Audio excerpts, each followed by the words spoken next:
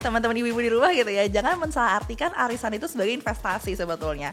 Karena kan arisan itu kita kayak kasih uang, ada komunitasnya gitu ya, terus ada gilirannya ya buat kita dapat gitu kan. Sehingga itu lebih ke untuk kita bersosialisasi aja gitu. Kalau misalkan ada arisan yang kayak kita bayar sekian gitu, kemudian kita akan dapat dana yang even lebih gede dibandingin jumlah kita setoran. Nah itu berarti mesti questioning tuh dananya dikemanain. Nah kalau untuk ibu-ibu sendiri biasa pilihan investasi apa sih yang mungkin kalau tidak ikut podcast ini ada di pikiran ibu-ibu itu pada dasarnya seperti apa sih?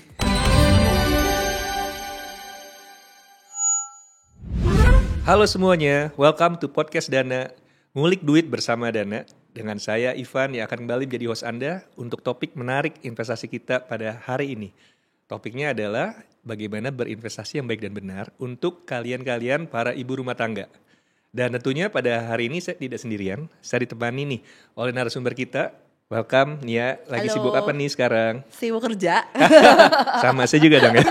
Paling sibuk kerja cuma buat kita investasi lah ya. Jadi selain menjaga kesehatan finansial, perlu juga tuh buat ngejaga kesehatan badan tuh. Jadi ya seling-selingin lah sama olahraga gitu. Oh, lagi olahraga kekinian nih berarti Nia. Paddle ya, Paddle ya. golf, tenis gitu. Nia ini dari Star Asset Management, perusahaan manajer investasi yang memang ekspertisnya itu di pengelolaan keuangan investasi reksadana ya. Yes, ya. Nah, setiap ibu rumah tangga pada umumnya kan punya prioritas sendiri-sendiri ya. Mereka biasa spending untuk keluarga, untuk anak, urus suami juga, ada dana darurat dan juga macam-macam lainnya. Ya. Intinya ibu itu seperti Kementerian Keuangan gitu kan ya. Nah ada gak sih tips dan triknya dari seorang ibu ini untuk tetap bisa menyisihkan sebagian dana untuk investasi? Jadi mungkin sebagai kita kaum ibu-ibu gitu ya. Jadi emang kita kan mungkin ada ibu yang bekerja, ada ibu yang di rumah aja nih gitu. Kalau ibu yang di rumah aja nggak bekerja berarti kan dananya cuma dari satu tempat ya, dari suami gitu. Jadi pas suami gajian gitu ya dapat uang dipos-posin tuh. Jadi pertama adalah kita harus posin dulu mana uang yang untuk kebutuhan sehari-hari. Karena itu kita bisa bilang dana kebutuhan jangka paling pendek gitu kan. Itu nggak bisa dinego lah ibaratnya. Terus kemudian baru dana pendidikan anak. Terus baru nanti dana darurat, baru dana investasi. Jadi kalau misalkan ditanya gimana caranya, pertama harus diposin dulu. Baik itu dana dari suami aja atau dari kita hasil kerja gitu. Mungkin kalau misalkan dana dari hasil suami akan lebih sedikit minim ya, karena kan cuma satu single income. Nah kalau misalkan kita juga kerja ya agak lumayan gitu. Tapi kalau untuk dana yang kita investasiin sebisa mungkin jangan dana yang benar-benar jangka pendek dan kita butuhin secara urgent ya, kayak untuk makan atau untuk yang lain-lain lah gitu ya. Jangan itu diinvestasiin untuk yang jangka panjang gitu. Lebih ke dana yang mungkin kita bisa bayar nanti. Contoh gitu ya, misalkan kayak bayar sewa rumah, itu kan udah ada term-termnya ya, kapan harus bayar gitu. Atau misalkan bayar listrik, bayar internet, itu kan udah ada term-termnya. Nah itu sebenarnya kita bisa untuk investasiin tapi di instrumen yang agak jangka pendek lah. Nah itu nanti mungkin kita nanti bisa tuh bagi-bagi gitu, mana yang jangka pendek, mana yang jangka menengah, mana yang jangka panjang. Cuma caranya adalah jangan semuanya investasiin gitu ya, kita harus bagi-bagi dulu nih gitu. Oke, jadi setiap pengeluaran itu sudah punya rumahnya sendiri-sendiri yes, ya. Jadi, selain rumah tangga kita. Di balik ibu yang bijak, ada setiap kantong-kantong untuk pengeluaran ya. Betul. Baik, nah pertanyaan berikutnya nih ya, kalau untuk investasi sendiri, sebenarnya minimal berapa sih yang kita bisa mulai sisihkan untuk mulai yang namanya itu berinvestasi? Mungkin kalau zaman dulu ya kita lihat investasi itu awal mesti gede banget gitu. Mungkin dari ada yang awal 1 miliar, 100 juta, 10 juta gitu ya. Jadi kita selalu mindsetnya adalah investasi itu mahal gitu. Karena memang dulu aksesnya susah. Terus kemudian juga kalau nggak segitu, satu memang nggak bisa. Kedua atau kita jadinya mahal karena biaya transaksinya juga gede kalau size-nya tuh jauh lebih kecil. Nah tapi karena sekarang udah berkembang gitu ya. Jadi investasi bukan cuma untuk institusi atau orang yang high net worth individual kita bilang, sekarang tuh udah bahkan dari mulai 10.000 aja gitu. Jadi compare tuh misalkan ibu-ibu di rumah gitu ya, kita jajan kopi atau mungkin yang lain, bukan berarti nggak boleh jajan ya. Jajan boleh, tapi ada baiknya kalau misalnya kita jajan hari ini, besoknya kita jajannya bukan kopi tapi investasi. Oke, menarik. Nah, saya tapi mau bertanya, tadi kan Nia ada sebut ya 10.000. Kenapa sih 10.000? Apa nggak bisa lebih kecil lagi? Ini pertanyaan aja menarik soalnya ya. Iya, makin murah makin bagus ya. Iya betul. Nah, jadi kalau misalkan kita lihat dulu aja dari size yang gede banget bisa kecil-kecil, sebetulnya bisa aja di bawah 10.000. Tapi kita juga lihat kalau investasi itu kan kita ngelibatin ada instansi yang finansial juga, bank lah gitu ya. Misalkan kita mau beli reksadana atau misalkan kita mau beli obligasi atau saham. Itu kalau beda bank pasti ada biaya transfer bank gitu. Kayak misalkan ada RTGS, ada S-Infa, ada SKN gitu ya. Itu paling minimum aja sekitar 2.500 atau 3.500. Nah, jadi kalau misalkan lebih murah lagi dari 10.000, takutnya nih sayang kita ya. invest 2.000 kepotong biaya transfer gitu kan, Iya, jadinya iya. malah minus. Tapi mungkin ke depan nanti bakal banyak insentif dari pemerintah gitu ya, sehingga biaya transfernya akan lebih minim atau sama sekali nggak ada, sehingga investasi bisa lebih murah lagi. Oke, tapi ya 10.000 juga mestinya Ya, dijangkau lumayan lah ya. Hampir banyak orang ya. Kalau seandainya Nia tadi bilang udah ada pos-posnya, udah ada uang yang bisa diinvestasiin. Pertanyaan selanjutnya ini adalah kalau yang saya dengar ya, itu kan ada 2 aliran nih. Aliran Ya. pertama berinvestasi itu masuk aja rutin, Ya. kecil tapi rutin. Atau ada lagi yang dikumpulin sampai cukup banyak terus baru hajar sekali invest. Nah ini menurut Nia sebenarnya yang lebih ideal buat investasi untuk ibu-ibu ini sebenarnya yang seperti apa sih? Mungkin kalau ibu-ibu ya, kadang tuh kita harus nyaman dulu ya. Jadi kalau misalkan mana alirannya yang kita bisa ikutin gitu ya. Kalau dari aku sendiri sih lebih ke better kita kecil-kecil dulu gitu ya. Kecil-kecil dulu, kita kenal dulu gitu ya. Karena paling enak itu investasi, maksudnya paham lah gitu. Biasanya kalau investasi bingung nentuinnya ke yang mana gitu kan. Ini udah yang benar nggak sih? Ini udah yang paling aman atau enggak sih? Yang hasil adalah kita lihat investasi yang paling kita tahu dulu nih gitu. Atau kita lihat barangnya gitu. Atau kita kenal orangnya atau segede apa perusahaan yang memanage itu, sehingga kita pasti harus coba dulu. Nah, coba itu kan kalau banyak iklan ya jangan coba-coba segala macam, tapi kalau nggak coba kita nggak akan pernah tahu. Nah, akan lebih kecil resikonya kalau kita mulai dari yang kecil dulu. Emang sih kalau misalkan kita invest dari nominal yang gede, pasti pada saat kita untung itu langsung berasa lah gitu kan. Nah, kalau misalkan kita untung iya bagus, tapi kalau kita rugi gimana gitu. Sehingga kalau dari saya lebih better kita coba dulu yang kecil-kecil, kita udah nyaman, kita juga tahu resikonya sebesar apa, keuntungannya segimana, sehingga kita nanti pelan-pelan bisa tambahin. Sehingga pada akhirnya juga jadinya gede dan secara returnnya juga jadi maksimal gitu. Oke, jadi coba yang kecil dulu ya. Kalau udah demen, suka, nanti ya ke belakang bisa besar, ya nggak masalah gitu ya. Gitu. Oke, menarik. Nah, sekarang nanya lagi nih. Ada mungkin yang beruntung ya. Ibu-ibu ini beruntung, suaminya itu juga gemar berinvestasi. Contoh ya. Nah, kalau seandainya suami dari ibu-ibu ini sudah berinvestasi, maka apa yang ibu-ibu ini harus lakukan? Apakah karena suami sudah berinvestasi? Ya sudah, kita serahkan aja nih ke suaminya nih, biarkan beliau yang bekerja, beliau berinvestasi, kita tahu beres gitu. Atau sebaiknya ibu ini juga ikutan nih, karena suami berinvestasi juga jadi belajar dan jadi 2 orang nih yang berinvestasi dalam satu keluarga. Nah, gimana nih pandangannya buat kondisi seperti ini? Baiknya seperti apa ya? Sebagai ibu-ibu ya. Iya dong.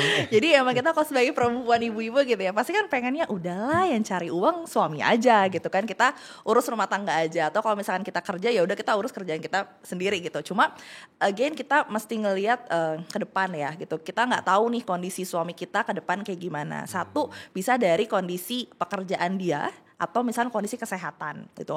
Kalau semuanya berjalan baik, bagus, alhamdulillah, puji Tuhan. Tapi kalau misalkan ternyata ke depan secara perusahaan yang nggak bagus atau fisiknya juga tiba-tiba drop gitu ya. Nah, ada baiknya adalah kita selain membantu suami mengurus rumah tangga, kita juga membantu suami mengurus keuangan gitu ya. Jadi kita bisa jadi backupnya kalau misalnya terjadi sesuatu gitu. Jadi udah ada income ya. Kalau misalnya suami kerja, istri kerja lebih bagus. Kalau misalkan nggak bisa ya udah suami kerja, istrinya bantu urus rumah dan juga bantu investasi supaya kalau misalnya ke depan ada terjadi sesuatu yang tidak diinginkan, kita masih ada nih tabungan dari investasi kita gitu sih. Oke, menarik. Jadi pesan kata adalah tidak pernah salah istri itu ikut berinvestasi ya. Yes, ya. Oke. Tapi jangan sampai nggak bilang suami ya. Betul. Nanti jadi ini ya, beda kasus ya. Betul. Ya. Tadi kan kita udah tahu nih baiknya ibu-ibu itu juga ikut berinvestasi. Nah, kemudian mulai dari kecil juga baik juga. Nah, selanjutnya adalah dari modalnya sendiri nih. Kalau istilahnya kita dengar di sosmed juga sering dibahas ya, investasi itu pakai uang dingin. jangan pakai uang yang kebutuhan sehari-hari. Nah, Ya. bisa dijelasin kan ini ya secara singkat konsep uang dingin ini seperti apa dan kenapa penting sih buat kalau mulai investasi itu, terutama untuk ibu-ibu, dimulai dengan uang dingin dulu gitu. Jadi pasti yang pertama kita masih komunikasi dulu ya, namanya kan di rumah tangga ya. Jadi kita pasti harus diskusi sama suami, nih pos-posnya yang mana gitu kan. Terus tadi yang maksud uang dingin tuh uang yang apa sih gitu. Jadi kalau misalnya uang dingin tuh adalah sebenarnya uang yang kalau misalkan amit-amit gitu investasi kita nggak berhasil, kalau misalkan kita rugi gitu, misalkan sampai minus di mungkin level 10, 20, 50, 80%, kita masih bisa melanjutkan hidup dengan baik gitu. Itu yang dimaksud uang dingin gitu kan. Jadi kalau misalkan itu adalah porsi kebutuhan kita sehari-hari gitu ya, berarti kan kalau misalkan kita rugi gitu ya, nggak berhasil, atau yang kita pilih mungkin instrumennya atau kondisi market lagi nggak bagus gitu ya, kita bisa jadi nggak makan gitu kan. Nah kalau buat yang pemula gitu ya, ibu-ibu mau coba, jadi tadi balik lagi kita harus pisahin dulu pos-posnya gitu ya, mana biasanya gini, kita suka pakai metodenya kayak 50% buat kebutuhan sehari-hari gitu ya, 30% buat ya tabungan sama investasi, 20% ya buat self reward si kita ibu-ibu gitu ya, atau misalkan buat ya self reward untuk anak-anak juga gitu biar dia bisa happy gitu ya. Jadi kita bagi posnya, berarti yang 50 jangan diganggu-gugat dulu gitu kan. Mungkin bisa pakai yang tadi si 30%. Mungkin juga nggak langsung 30, pelan-pelan dari 10% dulu, 20%. Jadi selalu sisihkan dulu, jangan dari semua uang yang kita pakai kita dapat lah ya, kita dapat langsung kita pakai semuanya, tapi langsung dipisah-pisah pos-posnya gitu. Menarik ya. Nah kemudian nih untuk ibu-ibu, biasanya kan ya ibu-ibu bergaul dengan ibu-ibu, umumnya seperti itu kan. Iya. Nah tapi kalau seandainya ibu-ibu itu pengen cari tahu ya, dia mau mulai berinvestasi, biasanya kadang sukanya denger, oh si A bilang bagus nih produk ini, ikutan. Si B bilang produk ini ikutan. Nah Iya. gimana nih supaya ibu-ibu ini bisa lebih mengerti produk mana sih yang sebetulnya cocok untuk dirinya gitu. Oke, kalau di ibu-ibu itu yang terkenal, yang paling famous itu adalah arisan. Arisan. Gitu.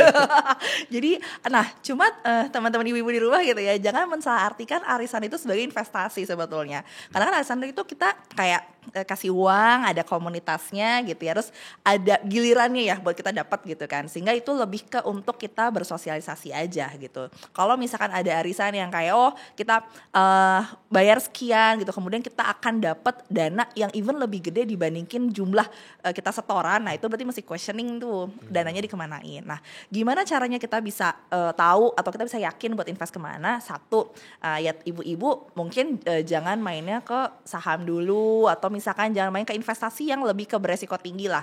Karena buat investasi yang beresiko tinggi kayak mungkin saham atau misalkan Bitcoin atau yang lain, itu kita ibu-ibu perlu analisa lebih lanjut gitu kan. Perlu mungkin melihat dari sisi finansialnya kayak gimana. Kalau kayak saham kan mesti lihat laporan keuangan segala macam ya gitu. Nah kalau misalkan beli obligasi mungkin nanti tinggal lihat kupon-kuponnya aja. Cuma sebetulnya ada fitur kayak misalkan reksadana atau misalkan ada platform digital gitu ya, yang itu udah bisa menfilter produk-produk investasi yang sebenarnya kita nggak perlu capek-capek gitu ya ngeliatin satu-satu gitu ya, udah dipilihin gitu. Salah satunya kayak dengan Dana juga sih. Oke, nanti kita bahas itu ya. Ya.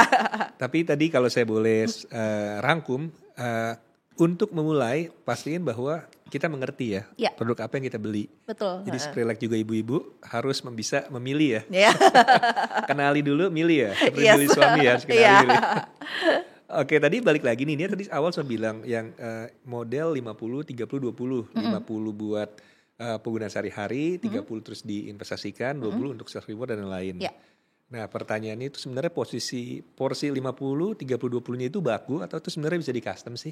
Oke. Maksudnya kan setiap orang nanti apakah harus saklek, oh saya Yeah. ikutin nih gaji saya sekian, bagi sekian untuk 50-nya buat kebutuhan, 30, 20, atau itu sebenarnya bisa kita sesuaikan sih dengan kebutuhan kita sekarang ya. sehari-hari. Iya. Sebenarnya kalau ditanya sih itu lebih fleksibel ya, itu lebih ke kayak kalau sekarang better kita tuh mengkomposisikannya seperti apa gitu ya. Jadi sebetulnya kebanyakan orang gitu ya, makin gajinya naik gitu ya, gaya hidupnya makin naik juga gitu kan. Jadi bubar tuh si 50, 30, 20 gitu kan. Tapi 50, 30 itu sebenarnya adalah kita coba meriset lah ya ke belakang gitu. Biasanya dari income yang kita punya itu pasti gede untuk kita biaya hidup lah gitu ya. Maksudnya mau kita biaya hidup buat rumah kita kita sendiri atau malah masih membiayai keluarga kita gitu kan. Nah, terus kemudian untuk investasi, dana darurat, terus kemudian untuk self reward tadi, kita lihat itu kan nggak boleh lebih tinggi atau lebih besar dari kita punya kebutuhan sehari-hari. Dia pasti lebih kecil karena kalau misalnya dia lebih gede itu khawatir kalau misalkan kita ada kebutuhan darurat gitu ya, atau misalkan ada hal yang kita secara reguler kita mesti lakuin, terus tiba-tiba marketnya lagi nggak bagus atau investasi yang kita pilih salah lah gitu ya. Nah itu nanti berdampaknya signifikan ke kehidupan kita. Jadi sebenarnya itu lebih ke komposisi awal aja. Kalau misalkan kita secara salary-nya misalkan naik gitu ya, misalkan kerjanya bagus gitu ya, bisa nggak kita adjust? Bisa aja sebetulnya gitu. Nah cuma jangan sampai teman-teman nih pada saat udah kehidupannya naik gitu ya, gajinya naik terus jadi greedy gitu loh. Greedy dalam artian adalah udah investasi aku gitu banyakin aja gitu ya, banyakin aja. Terus kemudian udahlah buat kebutuhan hari-hari dikecilin aja nih gitu. Jadi diirit-irit segala macem.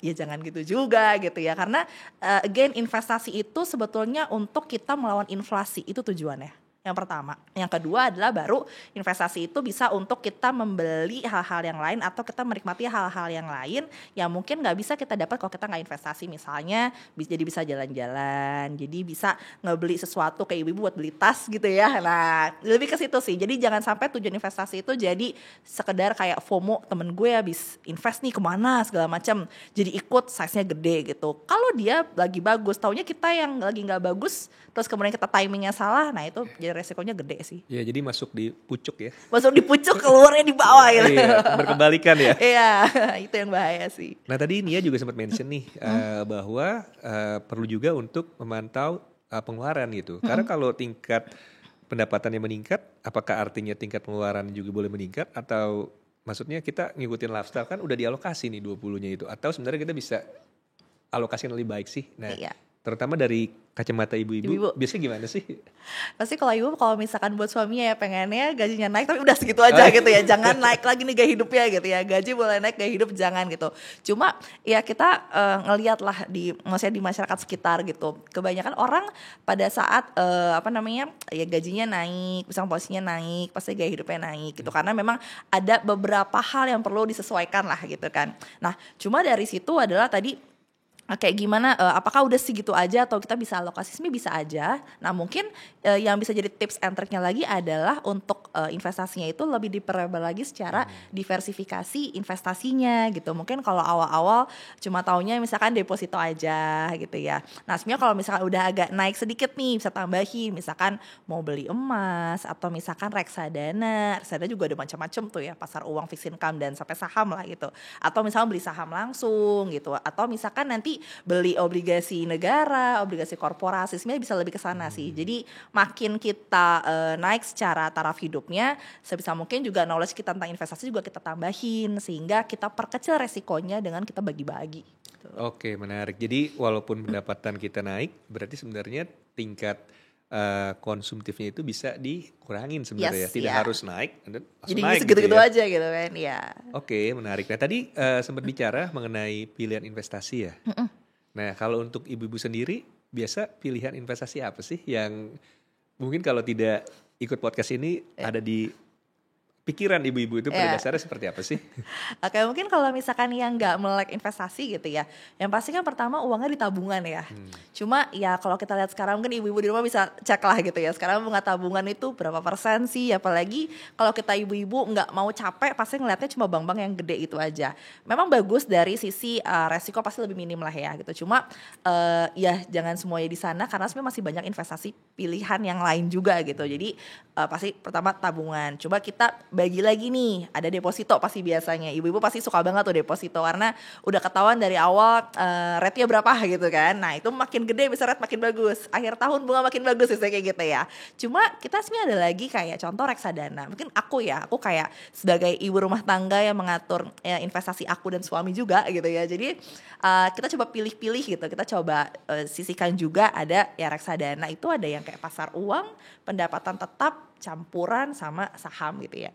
Nah kalau yang pasar uang tuh yang paling low risk mungkin hampir sama kayak deposito lah ya. Cuma kalau aku suka pakainya adalah kayak contoh sebelum harus bayar listrik, bayar internet gitu ya, atau bayar barang lain, dibanding uangnya di tabungan itu kan bunganya minim banget ya. Jadi kita biasa taruh di pasar uang. Jadi begitu kita mau pakai tinggal cairin aja gitu. Oke. Terus kemudian kalau untuk bayar-bayar yang lainnya agak jangka-jangka menengah lah 3 bulan, 6 bulan, kita suka biasa pakai reksadana fixed income. Karena itu ya secara pencairan mungkin agak lebih lama dibanding pasar uang, mungkin di 2-3 hari kerja gitu ya. Nah cuma share returnnya emang lebih bagus gitu, tapi ya pasti resikonya juga agak sedikit lebih tinggi dibanding yang pasar uang ya. Nah kalau misalkan saya udah kayak ada nih tadi si uang dingin tadi itu gitu kan, jadi kalau misalkan amit-amit turun banget, loss banget, kayaknya nggak apa-apa lah. Nah kita baru pelan-pelan ke saham. Jadi ada reksadana saham, ada juga yang saham sendiri gitu kan. Jadi kalau untung bisa rugi ya kalau bisa jangan gitu ya. Tapi ya udahlah nggak apa-apa. Kalau untung bagus, bisa kita pakai jalan-jalan gitu. Jadi kita bisa pakai itu. Nah platformnya atau misalnya pilih di mana, karena kan reksadana banyak banget ya. Ada mungkin sekarang berapa? 86 manajer investasi gitu ya. Terus masa kita pilihin satu-satu gitu kan. Nah biasanya kita itu suka ngeliat dari partner kita nih gitu. Ada yang namanya Apert, ada yang namanya Gera. Jadi mereka ngebantu lah ngefilterin si aset manajemennya ini mana yang bagus. Dari AM sendiri pun juga produknya banyak. Dia nanti liatin lagi satu-satu. Jadi teman-teman ibu-ibu bisa tuh ngeliat platform mana nih yang ibu-ibu nyaman gitu ya. Jadi kalau misalkan kayak punya dana gitu ya, itu udah ada tuh ya, diklik, nah itu mereka udah bantu pilihin. Jadi tinggal nanti dicek-cek ini uang pendek, uang menengah, uang panjang gitu ya, tinggal dipilih tipe reksadananya aja gitu. Oke. Tadi waktu saya tanya aset apa, tipe apa, ini jawabnya kan aset-aset finansial gitu. Tapi tadi bertanya aja nih ya, gimana kalau barang-barang mewah ya? Nah. Itu kan ibu-ibu juga biasanya suka koleksi. Terus waktu ditanya, kenapa sih beli ini? Oh ini investasi juga gitu. Nah, benar gak sih Nia nih? Nah, saya mau denger dari Nia, komennya seperti apa sih gitu.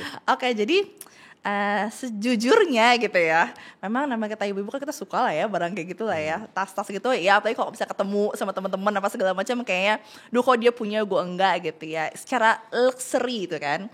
Bagus gitu. Dibilang investasi bisa kita kategorikan investasi gitu ya, karena memang ada beberapa ya barang-barang luxury itu yang memang setiap tahunnya harganya naik gitu. Even dia jadi langka banget sehingga harganya naiknya signifikan. Cuma yang kita masih lihat adalah kalau misal kita invest di barang-barang gitu ya, barang lah saya bilang ya, itu kita mesti banyak pertimbangan. Kayak satu, cara penyimpanan gitu ya, cara penyimpanan kan nggak mungkin tas kayak gitu kita pakainya asal aja gitu kan, karena kalau misalkan kita nggak bagus cara nyimpennya gitu ya, itu pasti nilainya jadi turun bukan malah naik. Terus yang kedua adalah tempat penyimpanan. Kalau misalkan kayak tas atau sepatu atau apa gitu ya, kita nggak punya tempat penyimpanan yang cukup atau yang layak gitu ya, pasti nanti secara kualitasnya pun juga akan turun. Nah sebetulnya itu pun juga sama dengan investasi selain pasar modal sih.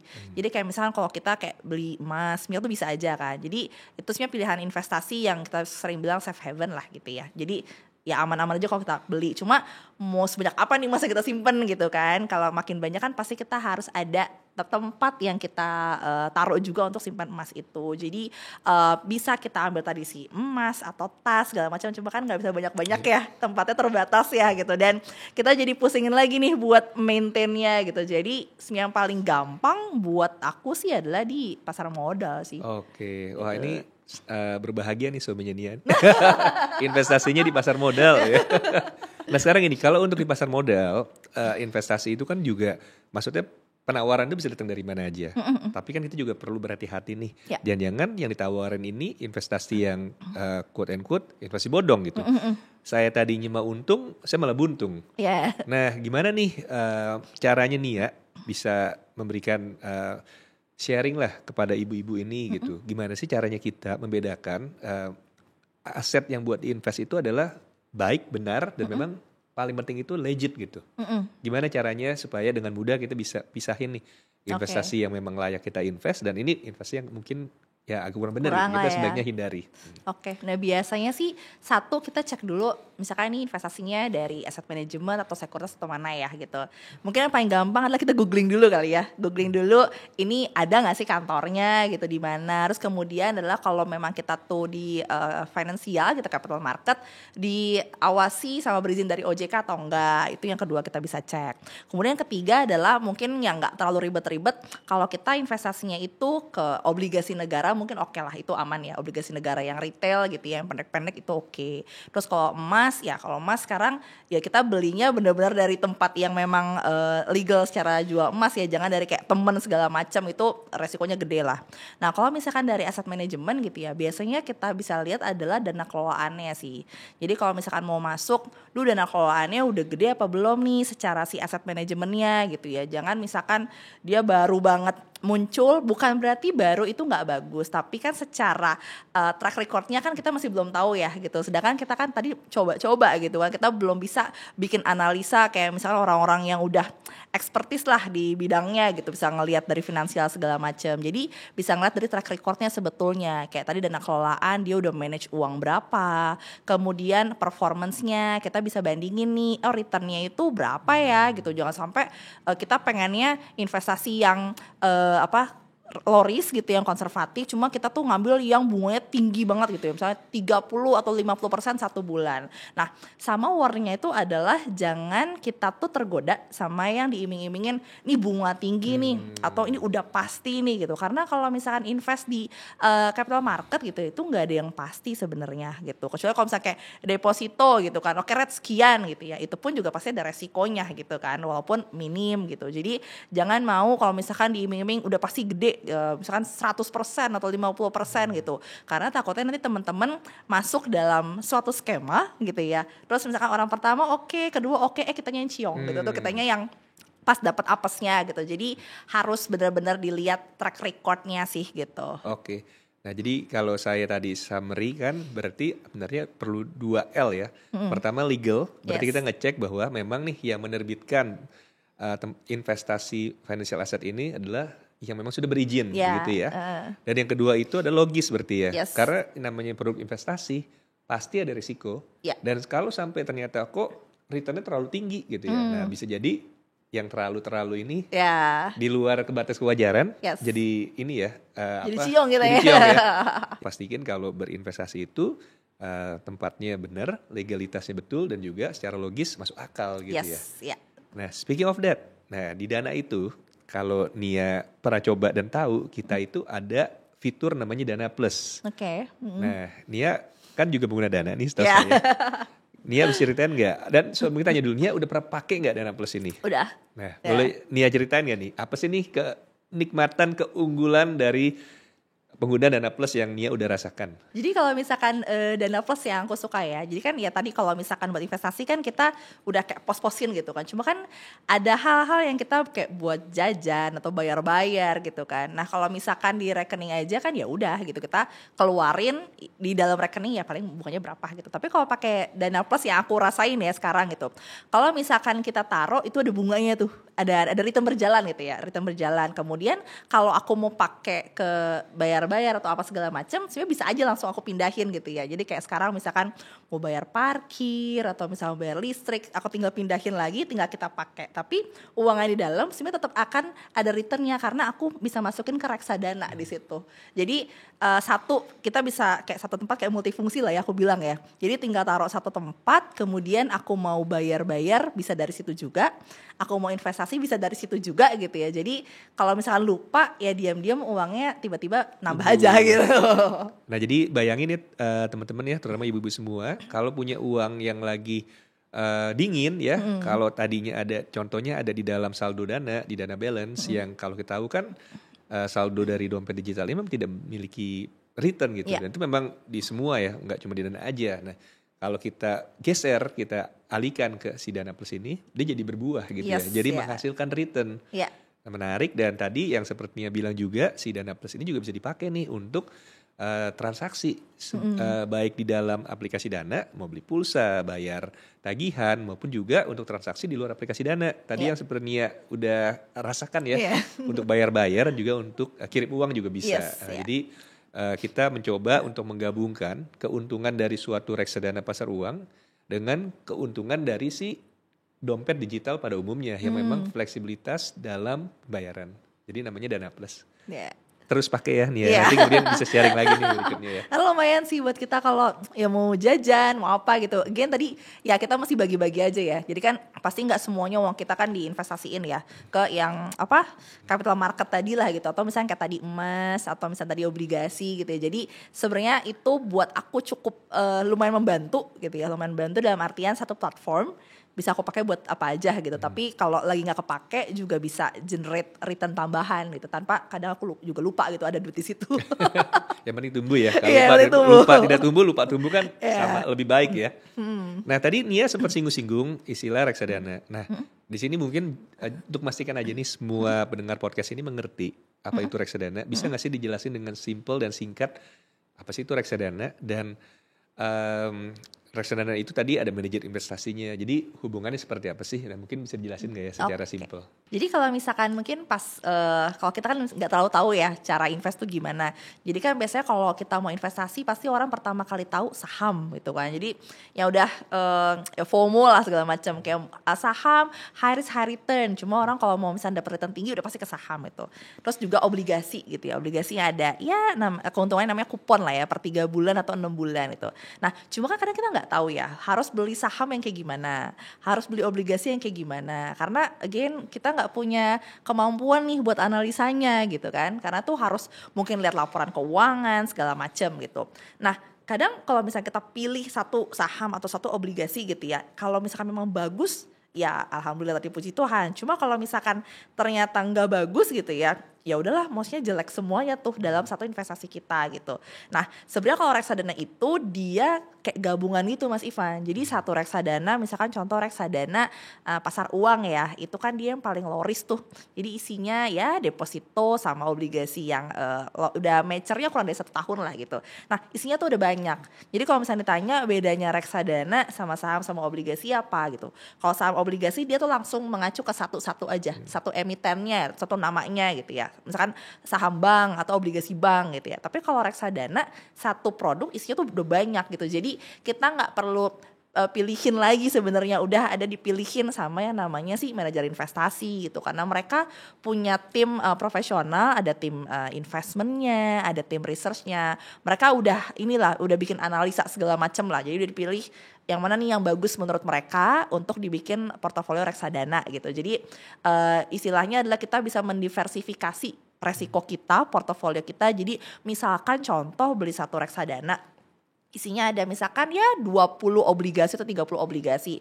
Iya masa kalau gagal bayar 30-30-nya kan gak mungkin gitu kan. Tapi kalau kita cuma beli satu doang obligasi, dia gagal bayar mungkin banget gitu. Nah terus kalau tadi tipenya ya pasar uang dia yang paling low risk, itu biasa aku buat pakai sebelum bayar-bayar yang lain lah gitu. Jadi kan dibagi-bagi ya gitu. Terus kalau ada lagi pendapatan tetap, itu secara resiko agak sedikit di atas moderat lah kita bilang. Nah itu isinya obligasi aja, bisa korporasi, bisa obligasi negara. Cuma mungkin bedanya kalau isinya obligasi korporasi itu returnnya lumayan tuh kayak stable return gitu ya. Tapi kalau obligasi negara dia biasanya agak naik turun gitu. Cuma resikonya ya lebih terjamin, kan negara agak susah ya, misalnya negara bangkrut ada sih, cuma unlikely lah gitu. Terus kemudian ada lagi campuran, dia tuh biasanya isinya saham sama obligasi. Nah itu mungkin buat teman-teman ibu-ibu aku saranin yang udah agak ngerti investasi barulah ke yang campuran, baru reksadana saham. Nah reksadana saham hampir sama lah kayak kita beli saham langsung, cuma bedanya di dalamnya ada banyak tuh sahamnya. Jadi kalau kita mau investasi ke saham bingung pilih saham apa, kalau aku saranin sih better ke reksadana dulu gitu. Reksadana dulu supaya udah dipilihin nih. Nah nanti kalau kita udah pelan-pelan udah canggih lah gitu ya, udah tahu cara ngebacanya, cara analisanya, baru mungkin kita bisa beli saham langsung atau obligasi langsung. Jadi tanda secara singkatnya reksadana itu buat kita yang pemula lah, yang masih bingung gitu ya mau invest kemana, udah pilihnya reksadana aja, udah ada yang pilihin gitu. Okay.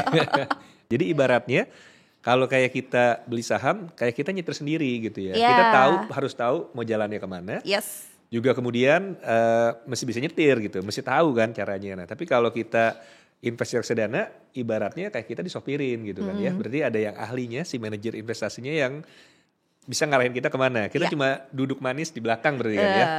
Oke, dan tadi kalau jenis-jenisnya tadi Nia sempat bilang ada yang pasar uang, ada yang pendapatan tetap atau obligasi, ada campuran dan sama ada saham. Itu berarti tinggal dalamnya aja kan ya, beda-beda Yes, kan ya. betul. Ibaratnya ini kayak gelas Iya. diisinya pasar uang namanya reksadana pasar uang. Iya. Gelas diisinya saham jadi saham seperti Yes, itu ya. ya. Jadi nanti tinggal dari si investornya itu menentukan ya dia mau belinya produk yang mana ya. Betul, gitu ya. gitu. Jadi ya kalau misalnya kayak reksadana kayak naik bis gitu kali ya. Kayak naik bis kita tinggal tentuin tuh tujuannya mau kemana Iya. nih. Mau tujuannya kayak cuma ya 100 meter gitu kan. Berarti yang pasar uang gitu kan. Oke. Tapi kalau ya 1 kilo, 2 kilo mungkin yang pendapatan tetap Iya. gitu. Tapi kalau misalkan yang jauh itu mungkin misalnya yang campuran sama saham. Jadi Antar kota, antar provinsi. betul, betul. Jadi Saham ya. cakep ya. Gitu. Jadi karena kan kalau pendek ya resikonya 100 meter masa kita jatuh gitu kan. Oke. Tapi kalau misalkan kita kayak ke provinsi mana di perjalanan bisa banyak kempes, bisa macet, entah ada apa. Lah itu mungkin bisa kita analogikan kayak resiko lah. Sekarang bicara mengenai reksadana, saya mau info juga nih ya. Kita di dalam aplikasi Dana juga menawarkan reksadana. Nah ini mirip-mirip ya, Dana, reksadana. Tapi ini berbeda. Jadi di dalam aplikasi Dana kita juga menawarkan produk reksadana. Nah salah satu itu yang kerjasama dengan dari teman-teman Star Asset Management. Yes. Nah saya mau nanya nih ke Nia. Nia udah pernah beli belum? Kemudian boleh diceritain gak sih pengalamannya gimana nih kalau di dalam aplikasi Dana? Oke, jadi kalau misalkan reksadana yang di Dana gitu ya, itu aku udah cobain juga gitu ya. Jadi memang kalau misalnya kita ngejelasin itu kan lebih gampang kalau kita tahu ya, kita tahu dan kita udah pernah ngerasain nih gitu. Jadi satu belinya gampang banget gitu ya. Kita tinggal pilih aja mau yang mana. Cuma itu tadi kita mesti tahu aja tujuannya mau pendek, menengah atau panjang gitu. Karena kan ada beberapa reksadana yang di dalam aplikasi Dana itu ada yang pasar uang, fixed income sama yang indeks saham kan gitu. Jadi kalau memang aku cuma buat dana-dana pendek sebelum dipakai gitu, better sih yang pasar uang aja gitu. Kalau misalkan nanti ya belum tahu dipakainya kapan, tapi itu aku bakal ya sedih banget lah gitu kalau misalkan itu tiba-tiba turun gitu kan, atau misalkan aku nggak bisa cairin gitu, yang pendapatan tetap aja. Nah tadi gitu. bicara mengenai naik turun ya, kalau kita berinvestasi kan pasti ya ada gejolak, ada saatnya lagi naik, saatnya lagi turun. Nah ini pertanyaan nih, gimana caranya supaya ya investor pemula, ibu-ibu itu juga nggak gampang panikan ketika lihat harga investasinya, nilai investasi itu sedang turun. Nah, beginilah kita ibu-ibu ya. Jadi memang apalagi kalau misalnya kita punya geng gitu ya, terus ikut semua di situ. Biasanya pada saat market turun, merah panik, jual semua. Terus pada saat lagi teman-temannya untung, hijau gitu, dia baru masuk. Itu kebalik. Jadi yang benernya gitu ya, atau misalnya aku bisa bilang yang seyogyanya kita lakukan adalah justru kan kita lihat dulu ya. Paling gampang kan kalau kita beli yang kita udah tahu isinya. Kalau misalkan beli saham ya kita tahu barangnya ada gitu ya. Atau kalau misalnya kita beli reksadana, kita tahu kan kalau ada namanya fun fact sheet lah kalau reksadana. Fun fact sheet itu ada namanya top 10 atau top 10 isinya apa. Nah kita baca aja tuh, kita tahu gak sih itu perusahaan apa atau produknya apa gitu kan. Nah dari situ kalau kita udah tahu oke kita beli gitu kan. Terus kemudian karena kita tahu kita nyaman, oke nih ternyata ada volatility karena memang mungkin isinya saham gitu ya atau obligasi negara. Nah kalau kita udah tahu ya kan kayak obligasi negara itu kan resikonya bisa dibilang rendah ya. Jadi kalau misalkan turun teman-teman ibu gak usah panik. Justru turun itu merah adalah saatnya kita masuk lagi gitu. Atau bisa dibilang average down lah gitu. Misalnya udah masuk 100.000 misalkan gitu ya. Turun lagi nih masuk lagi lah 100.000 gitu. Atau misalkan 50.000. Karena kalau dari turun kita masukin lagi pada saat dia naik itu kita bisa kayak doubling lah gitu ya. Nah pada saat teman-teman geng kita lagi bilang, wih udah untung banyak nih, udah segala macam. Terus kita malah gue gak mau telat DJ udah untung gue masuk. Nah itu malah kita lagi di posisi di atas-atasnya tuh gitu. Jadi jangan sampai udah naik banget kita masuk. Namanya investasi itu pasti ada siklusnya. Terutama kalau dia yang memang volatil ya kayak saham atau komoditi gitu kan, atau misalkan obligasi negara itu pasti dia ada siklusnya. Jadi jangan sampai pada saat lagi di bawah gini kita malah diem aja, kita malah jual, dia kan nanti malah naik gitu. Nah naik kita malah beli, itu malah salah sih. Jadi ya santai aja pada saat merah gitu ya, justru kita beli aja lagi bertahap. Jadi di saat lagi merah arti lagi murah, lagi diskon, Iya. siapkan uang dinginnya buat masuk ya. Yes gitu. Oke, jangan terlalu panik ya. Waduh nih merah-merah jual gitu ya. Iya, jangan. Tapi masuknya juga bertahap ya. Iya. Jangan langsung ceplung semua gitu. Oke, dan satu lagi nih biar nggak panik, mungkin bisa nonton ya podcast kita. Betul. Biar tahu ya. Iya, jadi jangan FOMO lah gitu. Oke, nah ini kemudian pertanyaan lagi nih sebagai seorang ibu misalnya ya. Misalnya ini suami sedang berinvestasi. Nah kemudian marketnya lagi naik atau turun nih. Nah kalau turun kan tentunya ya nggak happy. Siapa sih yang happy ya?